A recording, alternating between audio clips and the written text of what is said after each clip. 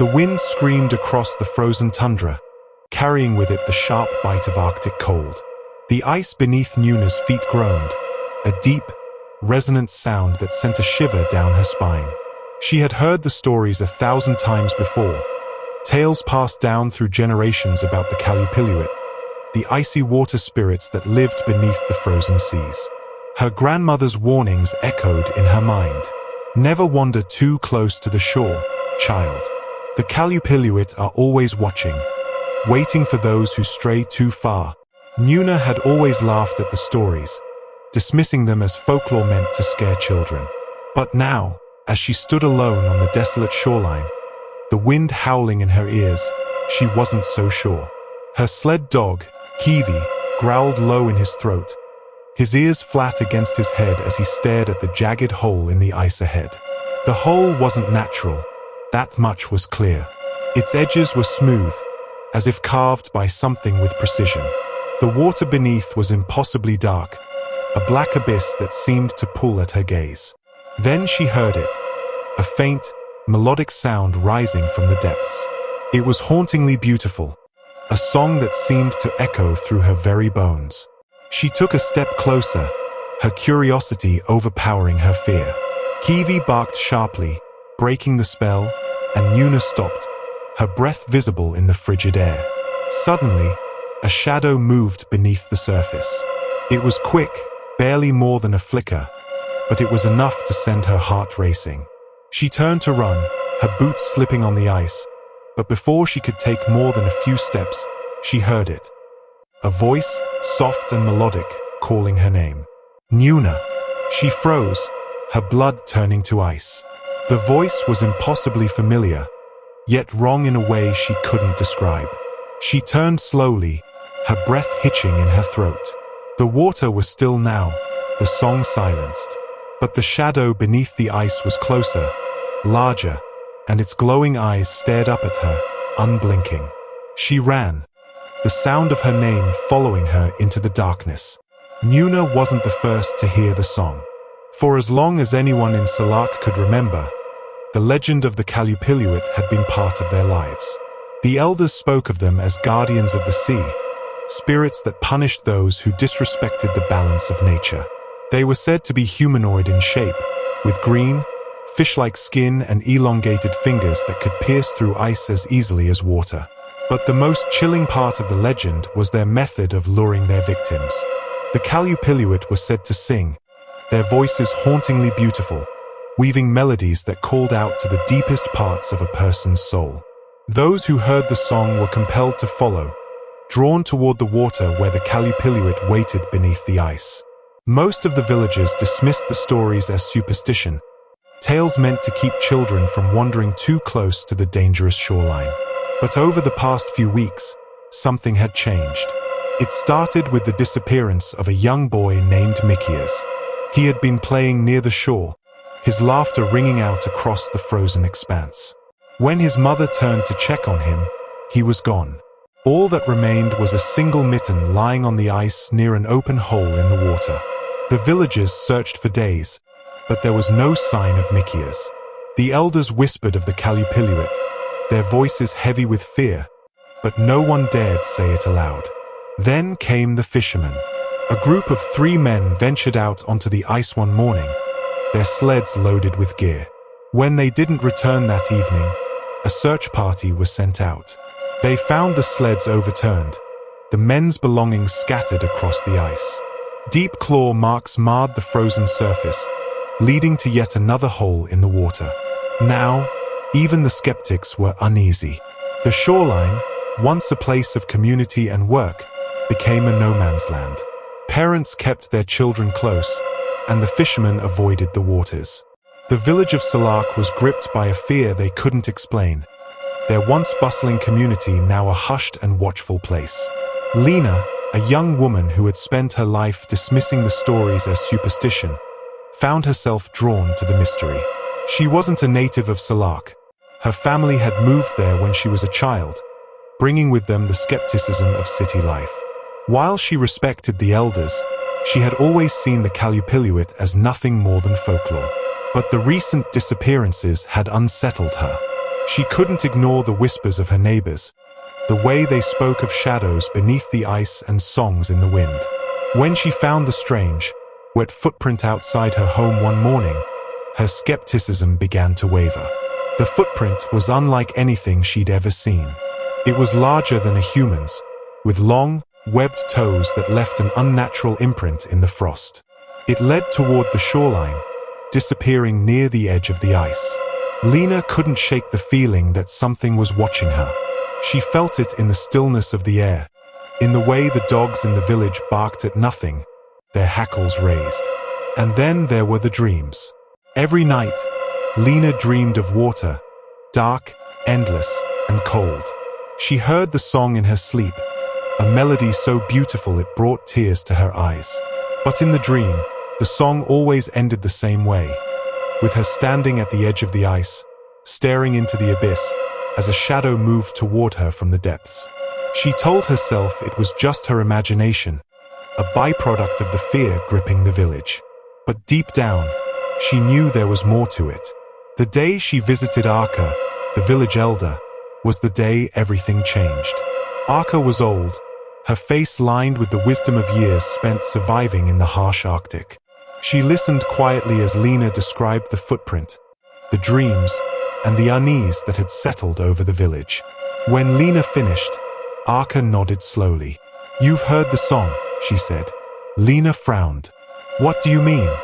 "The Quallupilluit sing to those they choose," Arka said. "They've marked you, child. You've seen them, and now they will not stop." Lena felt a chill run down her spine. "What do they want?" Arka's gaze was steady. "To restore balance. The sea is their home, and it has been disrespected. The Quallupilluit are not evil, but they are relentless. They will take until they are satisfied." That night, as Lena lay in bed, she heard it again. The song was louder now, clearer, as if it were coming from just outside her window. She sat up, her heart pounding, and listened. "Nuna," the voice called, soft and melodic. But this time, it wasn't calling Nuna. It was calling her. The hole in the ice was larger than Lena remembered, its edges jagged yet unnaturally smooth, as though something had carved it deliberately. The black water beneath seemed to pulse, faint ripples disturbing the surface. The song was louder now, wrapping around her like an icy blanket, pulling her closer. She stood at the edge, her breath visible in the cold air, her eyes locked on the darkness below. She could still see Talu's face in her mind, his wide, unblinking eyes, his lips moving silently as though he had been trying to tell her something. She clenched her fists, her nails digging into her palms. She couldn't leave. Not yet. Not while he was still down there. The villagers watched from a distance as Lena prepared herself. Word had spread quickly about Talu's disappearance, and though most were too afraid to come near the shoreline, they couldn't help but gather at the edge of the village, their faces pale with fear. Arka, the elder, was the only one brave enough to approach. She stood beside Lena, her expression somber. "You can't do this alone," she said, her voice steady. Lena shook her head. "I don't have a choice," she replied. "If I don't go, they'll keep taking people. They'll never stop." Arka reached into her pocket and pulled out a small talisman, its surface carved with intricate symbols. "Take this," she said, pressing it into Lena's hand. "It won't stop them, but it might protect you long enough to find what you're looking for." Lena nodded, her throat tight. She tied the talisman around her neck and turned toward the hole in the ice. The fishermen tied a rope around her waist, their hands trembling as they worked. Lena could see the fear in their eyes, but she didn't say anything. She didn't want to give them a reason to stop her. As she stepped closer to the hole, the song grew louder, more insistent. She knelt at the edge, her fingers brushing against the icy surface. The water was colder than anything she had ever felt, a cold that seemed to seep into her very soul. She took a deep breath, her heart pounding, and lowered herself into the water. The cold was like a knife, sharp and unrelenting. Lena gasped as the water closed over her head, her lungs burning as she fought to control her breathing. The rope around her waist tightened as the fisherman above lowered her deeper into the abyss. The world beneath the ice was otherworldly, a frozen landscape of glowing light and shifting shadows. Columns of ice rose like towering spires, their surfaces glimmering faintly in the darkness. The water was alive with movement, shapes darting in and out of the light, too quick and too fluid to be fully seen. Lena gripped the talisman around her neck, her fingers trembling. She could feel them watching her, their presence pressing down on her like a physical weight. As she descended further, the song grew louder, vibrating through the water. The shapes became clearer now, their forms unmistakably humanoid. Their limbs were long and thin, their green, translucent skin glistening in the faint light. Their eyes glowed like embers, unblinking as they swam around her in slow, deliberate circles. One of them moved closer, its movements smooth and hypnotic. It stopped just inches from her face, its glowing eyes locking onto hers. Its lips moved, though no sound came out. Lena felt a wave of nausea wash over her. The creature wasn't speaking with its mouth. It was speaking directly to her mind. "Why have you come?" the voice said, cold and resonant. Lena swallowed hard, her lungs aching as she struggled to form a response. "I'm looking for Talu," she said, her voice barely audible in the water. "He's one of yours now, isn't he?" The creature tilted its head, its eyes narrowing. "He belongs to the water," it said. "As do you." The other shapes moved closer, their glowing eyes surrounding her. Lena's grip on the talisman tightened as the pressure around her grew. She could feel their curiosity, their hunger, as though they were waiting for her to make a mistake. "Why are you taking them?" she asked, her voice trembling. "What do you want?" The creature's lips curled into something that might have been a smile. "Balance," it said. "Your kind has taken too much. Now we take in return." The shadows parted, and Lena saw him. Talu floated in the water, his eyes open but unfocused, his body limp. He was surrounded by the Quallupilluit, their hands brushing against him as though they were examining him. Lena swam toward him, her movements sluggish in the freezing water. "Talu," she called, her voice breaking. "It's me. Wake up." His eyes flickered, a faint spark of recognition passing through them. "Lena," he whispered, his voice weak. The Quallupilluit hissed, their glowing eyes narrowing as they moved to block her path. The creature in front of her tilted its head, its voice colder now. "He is ours," it said. "As you will be." Lena felt the talisman burn against her chest, its warmth spreading through her body. The Quallupilluit recoiled slightly, their movements hesitant. She took advantage of their hesitation, swimming closer to Talu and grabbing his hand. "We're leaving," she said, her voice firm. The Quallupilluit moved to surround her, their hands reaching for her, but the talisman flared again, its light cutting through the water. The creatures hissed, their forms flickering like shadows. "You cannot escape," the voice said, its tone filled with rage. Lena pulled Talu toward the surface, her lungs burning as she swam. The rope tightened around her waist, pulling her upward, but the Quallupilluit were right behind her, their glowing eyes filled with fury. The ice above grew closer, the faint light of the surface shining through the water. Lena reached for it, her fingers brushing against the edge of the hole. The Quallupilluit grabbed her legs, their claws digging into her skin. She screamed, the sound muffled by the water, but the talisman flared one last time, its light blinding.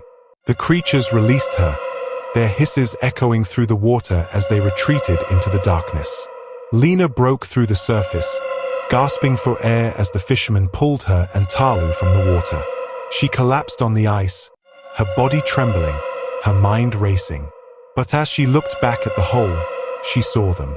The Quallupilluit stared up at her from beneath the ice, their glowing eyes filled with unspoken promise. They weren't done with her. Not yet.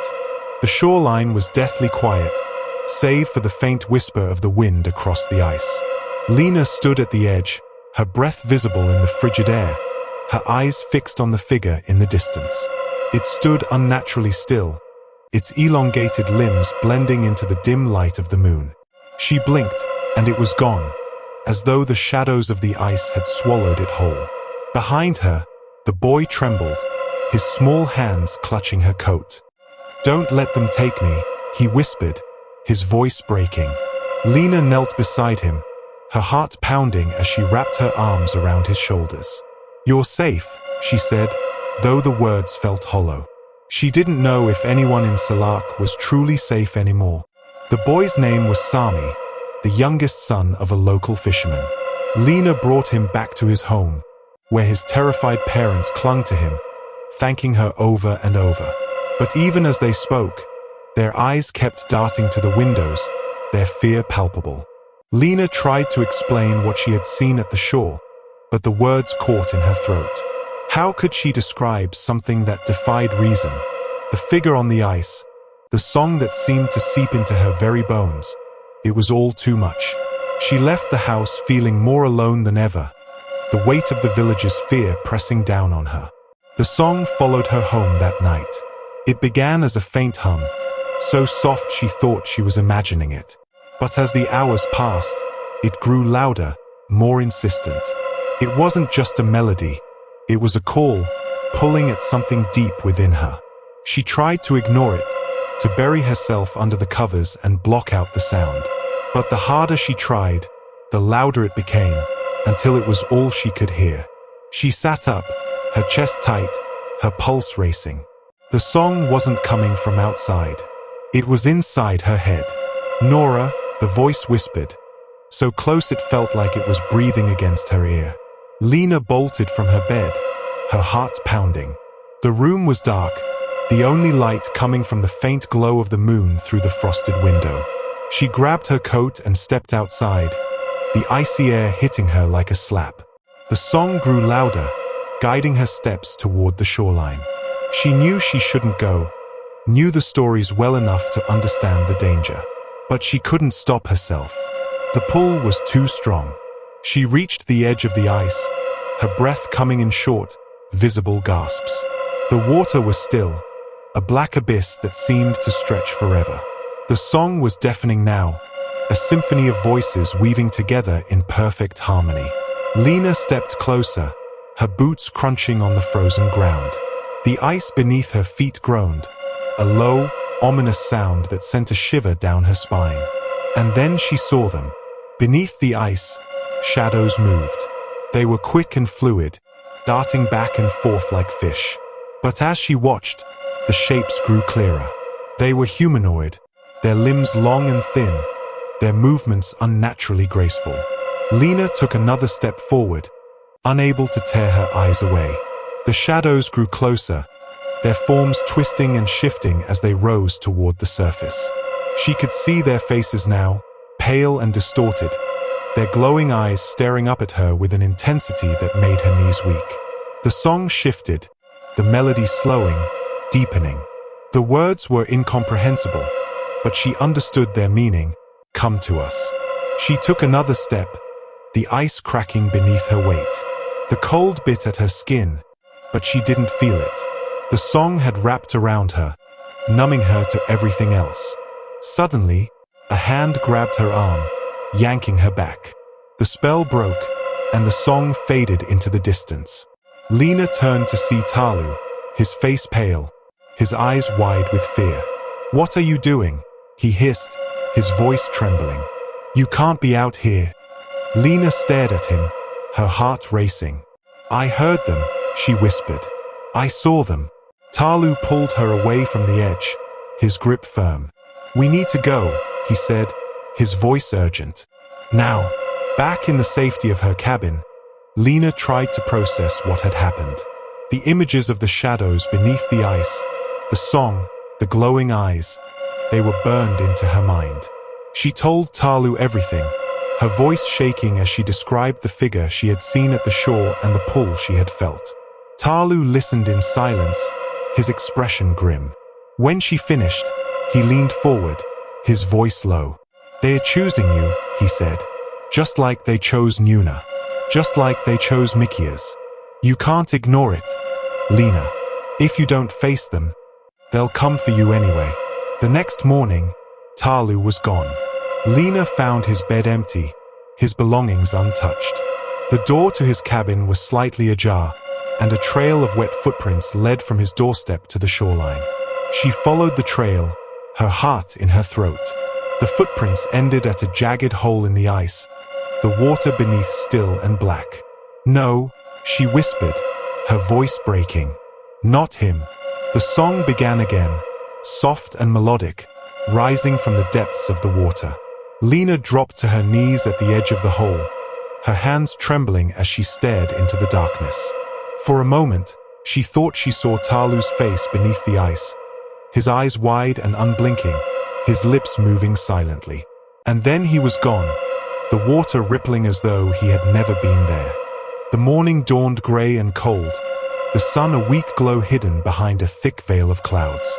The air carried a bitter chill, the kind that seeped into the bones and refused to leave. Lena hadn't slept.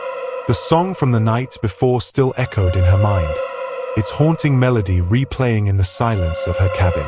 Outside, the village of Salak was quieter than usual. The few people who ventured out moved quickly, their heads down, their eyes darting to the shoreline as though expecting something to emerge from the water at any moment.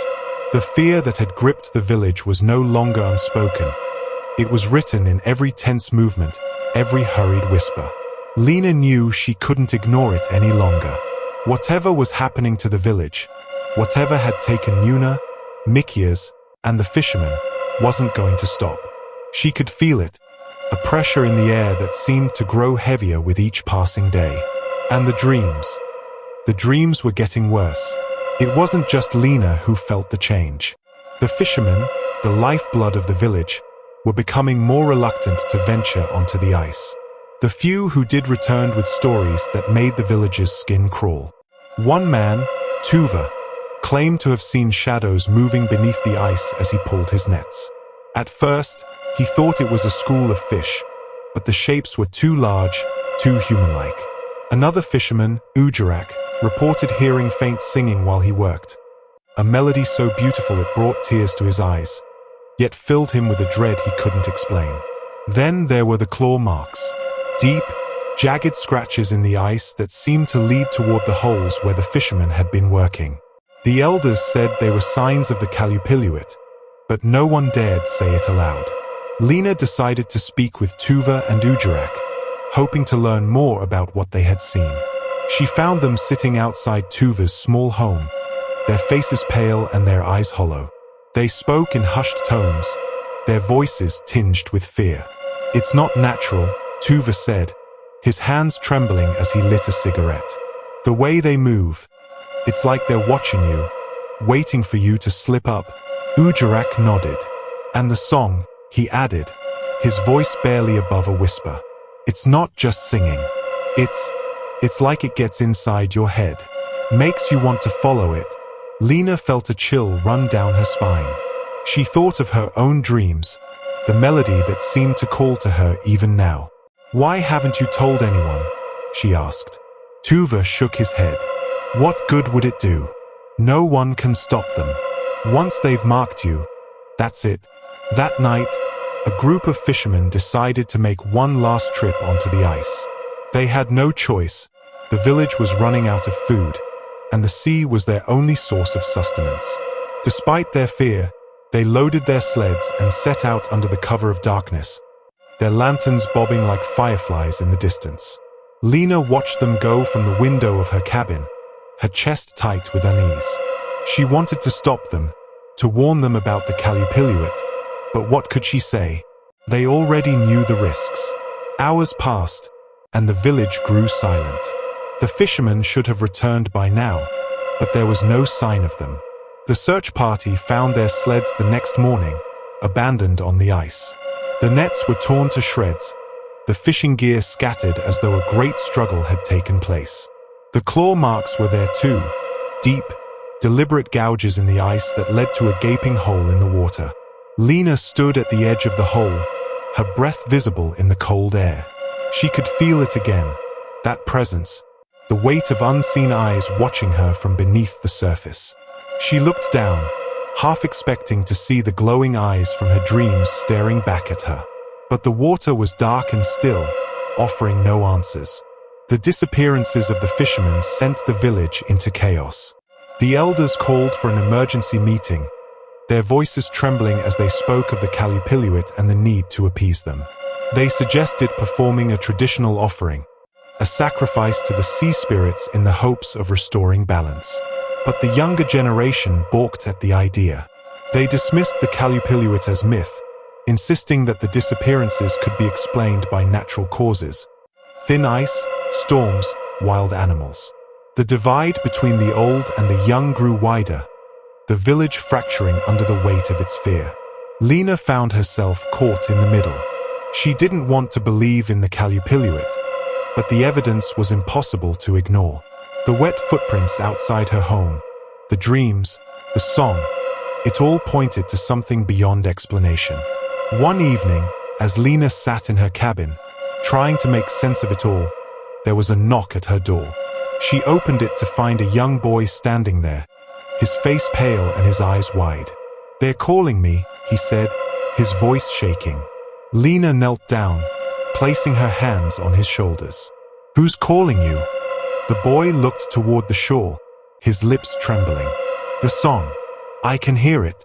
Lena followed the boy's gaze, her heart sinking as she saw the faint outline of a figure standing on the ice near the shoreline. It was tall and thin, its green skin glistening in the moonlight. And then, the song began again. Lena's body trembled as she lay on the ice, her lungs burning with every ragged breath.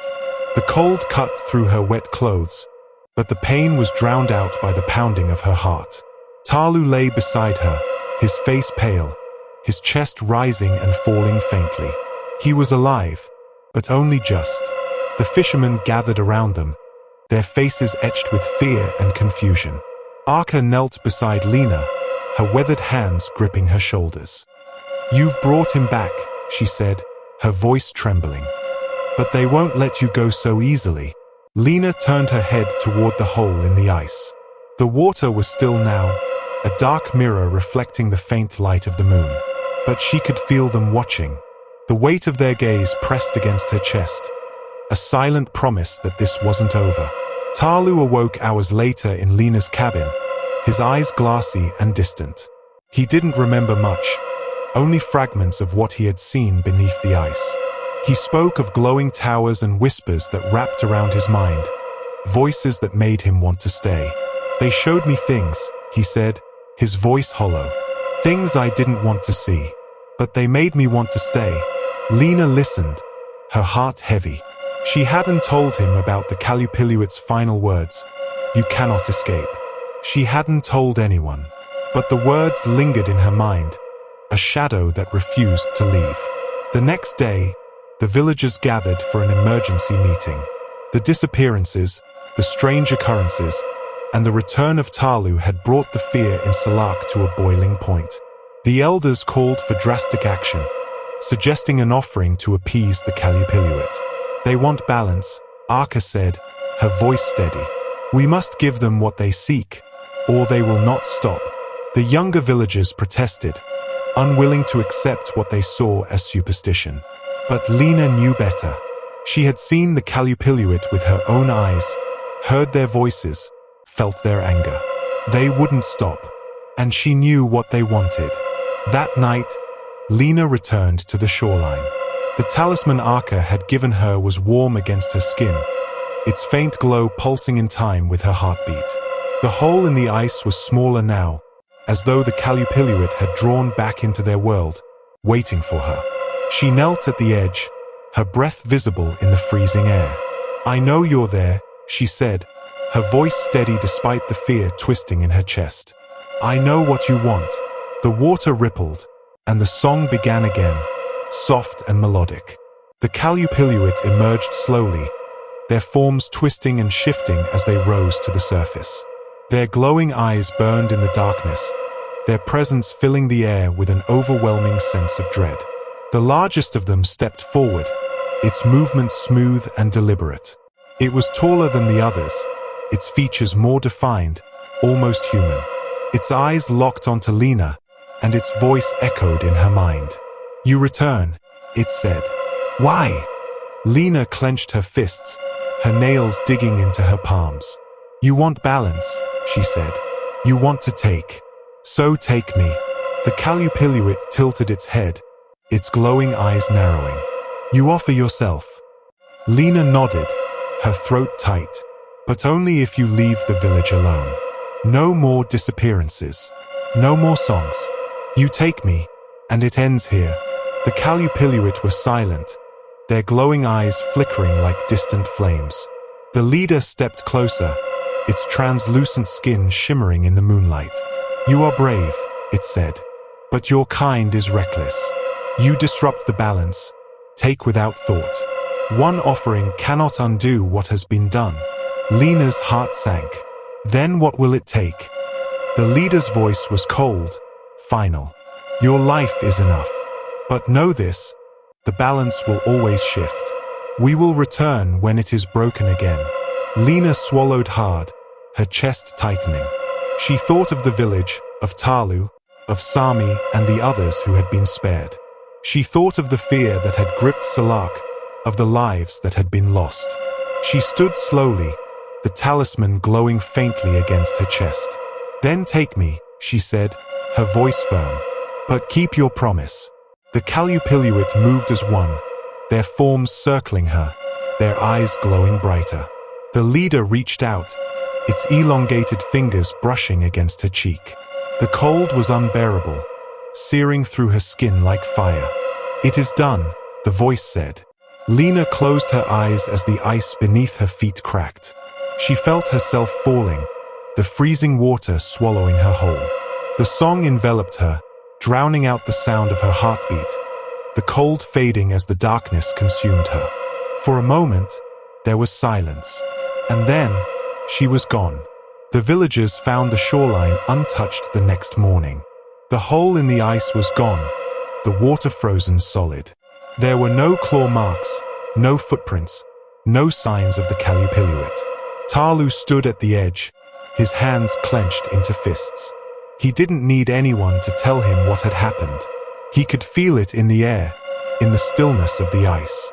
"She's gone," he whispered, his voice breaking.